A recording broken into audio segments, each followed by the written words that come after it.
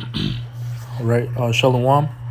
Before I begin, I'd like to give all praises, honor, and glory to Yahweh, Bahashem, Yahushai, Bahashem, Ruach Kodash.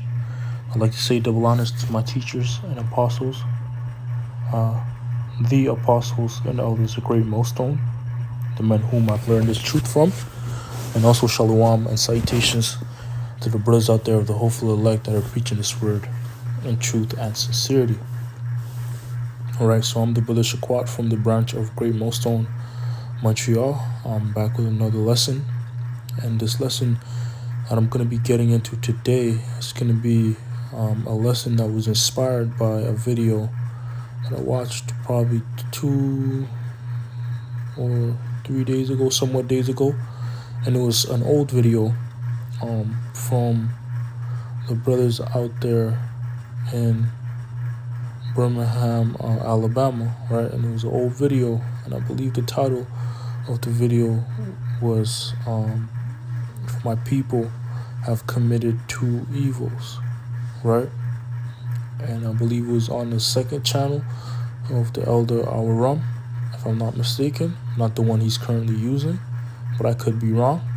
But nonetheless, the inspiration of this lesson stems from that video, specifically something that was mentioned in that class that they were holding, and that was the fact that, you know, the Israelites, which are the so-called blacks, Hispanics, and Native Americans today, they don't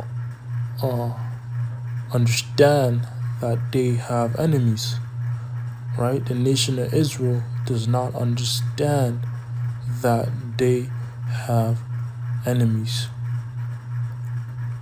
All right, and that's the reason for a lot of things that go on the earth today.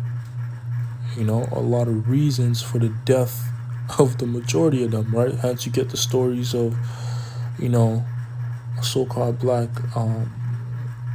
male, you know, goes and hangs out with a bunch of white friends, and, you know, an accident happens where he just ends up being missing or dead, shows up dead. You know, you also have the case with a boyfriend, you know, a Jake being a boyfriend to an Edomite girl. He takes her home to the family, and something ends up happening, right? But if Jake understood that they had enemies, a lot of tragedies would be avoided, man. You know? But, you know, that's where I got the inspiration of this lesson from. You know, ultimately from the Lord Yahweh Bashim Ashai, but the Lord used those brothers to spark this lesson for me to do, and Lord willing, it will be edifying. All right, so before I continue, I want to jump to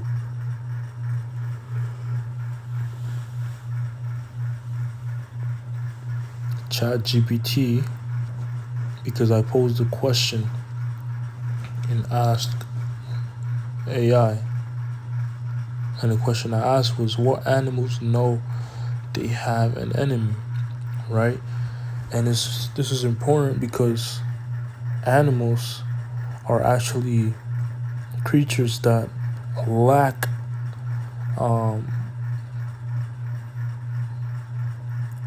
critical thinking, right? They lack making conscious decisions to a certain extent, right? They can't have counsel, right? They can't reason to a certain extent, right? Making them lesser than human beings, you know? But there's still things that we could glean and learn from when we consider animals, or when we examine and take a look at them, right? And King Solomon was also into that, studying the mannerisms of beast, right? Because there's actually things you could learn from beast, whether that may be their work ethic, um, their cunning ways, right? That's why hence the scriptures always, for the most part, reference beasts. Um, some precepts that come to mind is serpents and doves, you know, uh, ants, and so on and so forth, right? Lions as well, you know. So yeah, the scriptures reference animals a lot because we can learn from them, right? So when we go from there, we get a quick precept in the book of Job, chapter 12 and verse 7. It says, "But ask now the beasts, and they shall teach thee, the fowls of the air, and they shall tell thee, or speak to the earth, and it shall teach thee, and the fishes of the sea shall declare unto thee." Right? The reason why I brought this out, because it's putting an emphasis for us to consider the beasts and the earth and the fowls, because we could learn things from them,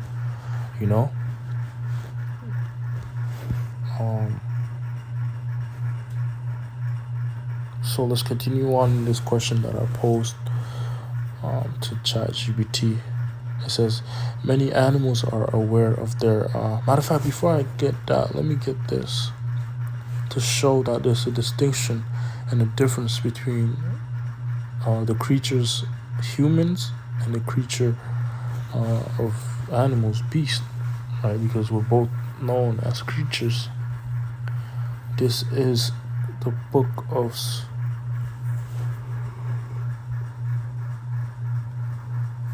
Sirach, or the book of Ecclesiasticus 17 and verse 5. It says, "They received the use of the 5 operations of the Lord, and in the 6th place he imparted them understanding, and in the 7th speech, and interpreter of the cogitations thereof." Right? So this is dealing with man, but specifically the Israelite man, right? So we've received understanding, speech, and interpretation of the cogitations thereof. And when you look up that word cogitations, it means the act of thinking deeply about something, contemplating, or thought, reasoning, right?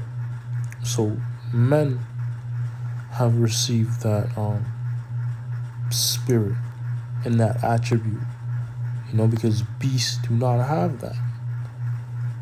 Verse 6, it says, "Counsel and a tongue, and eyes and ears and a heart gave he them to understand," right? And beasts do not have cogitations, man. They don't have counsel. That's what makes man superior to a beast, because they don't have this level or the same level of cogitations as man. So that's what set them apart. But there's still things that we could glean off from beasts and learn from, by examining them, right?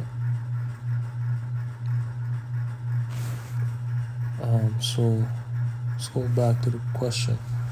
It says, many animals are aware of their enemies, right? So the reason why I brought that out is because as humans, or as man, you're supposed to have an ability to think deeply about something. You're supposed to have you're supposed to be aware of particular things, right? But guess what?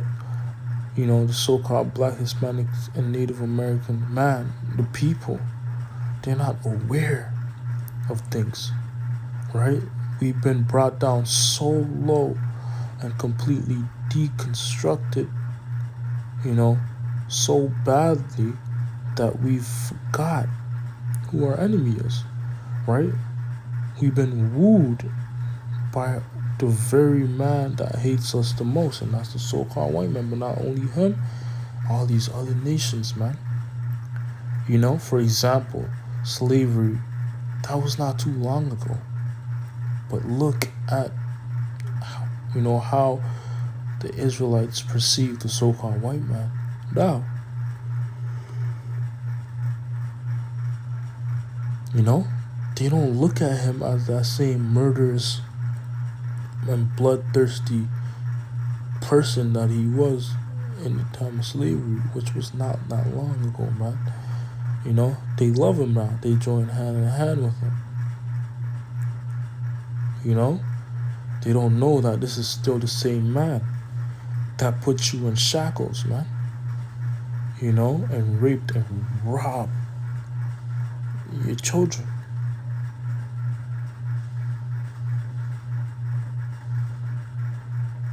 You know? So let's go from there real quick to the book of Isaiah 1 verse 3 says, the ox knoweth his owner, and the ass his master's crib, but Israel doeth not know, my people doeth not consider right. So the Israelites are being compared to an ox and an ass, which are the two dumbest animals, man. And donkey. Right? Let me look at something real quick.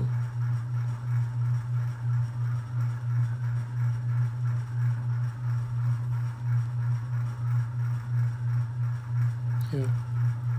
A bullock.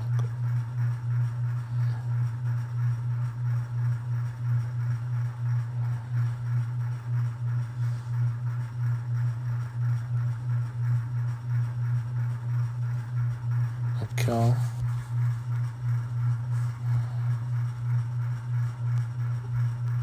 Or a donkey. Right? Because that's what an ass is. Cattle, ox. You know, but the point being is that they're compared to a stupid animal.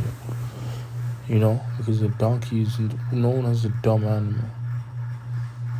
Right? But why? Because they lack awareness. They lack reasoning. You know, because it's you're using your head as common sense for you to have your eyebrow raised at a man that put you in slavery but now wants to be your friend. You know?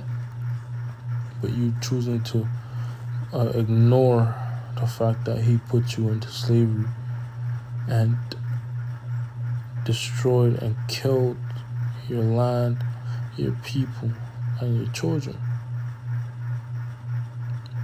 You know?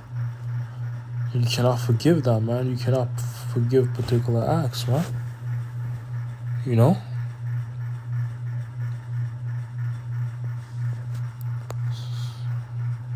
Go back to ChatGPT. Many animals are aware of their enemies, typically predators or rivals, right? But it's not only just predators. You know? It says, and modify their behavior to avoid or confront them. This awareness doesn't necessarily imply conscious thought like in humans, but it reflects an involved ability to detect, remember, and respond to threats. Here are some notable examples, right? So particular animals for the most part, they could pick out their enemy and they could adjust to try to avoid their enemy. But an animal is lesser than man. You know? But guess what? The Israelite man, he's been brought down so low that we can't be compared to animals. You know? But thank God, thank Yahweh Bashimashar for a remnant, man. You know? That's the beautiful thing. You know? Go from there to Jeremiah 4 and verse 22. My people is foolish, they have not known me. They are sottish children, they have none understanding. They are wise to do evil, but to do good they have no knowledge. Right? You know? So my people is sottish, stupid. They have none understanding. What sort of understanding do they not have? The understanding to reason, the understanding to use critical thinking. Because if you had that understanding, you would be able to pick out and pinpoint your enemy and avoid them and move accordingly. You know? That's not the case with the so-called Blacks, Hispanics, and Native American men. You know? Amen. So with that, I hope this lesson was edifying. I want to say, Call Halayimla, Yahweh Ba'Hashem, Yahweh Shai Ba'Hashem Chakadash. Once again, double honors to my teachers, the apostles, and the elders of Great Millstone. Shalom and salutations to the Allah.